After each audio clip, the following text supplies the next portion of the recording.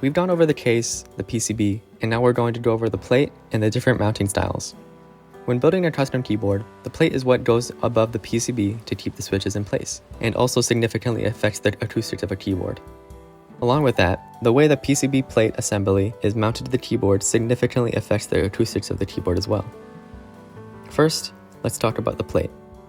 When talking about plates, there are a couple of different materials that they can come in, all of which can affect the sound and feel of your keyboard. Some of the most common materials that plates come in are aluminum, polycarbonate, FR4, and carbon fiber. There are more, but these are just the most common ones. Just to quickly go over how some of the materials affect the acoustics, aluminum plates usually have a fuller, more neutral sound, but can cause some resonance in the keyboard if the keyboard doesn't have a hefty enough brass weight or any engineering on the inside of the case to help with the acoustics.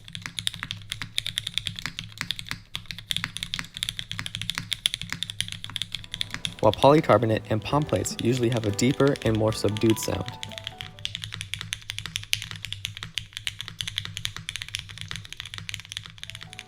Next, let's talk about mounting styles. There are a number of different ways that the PCB, plate, and switch assembly can be mounted to the case. Just to list off some of the most common ones, there's gasket mount, top mount, and tray mount. And just to go into detail for what some of the mounting styles mean, gasket mount is when there are foam pads on the plate to reduce the metal on metal or metal on plastic contact that the plate has with the case of the keyboard, which ends up helping the acoustics and also helps soften the feel of the typing experience.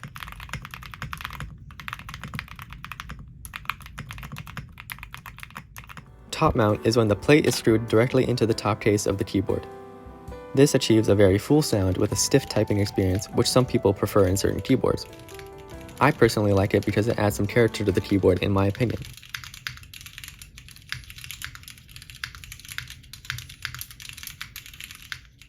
When getting a keyboard kit, the mounting style is going to be linked to whatever the keyboard designer chose for that keyboard.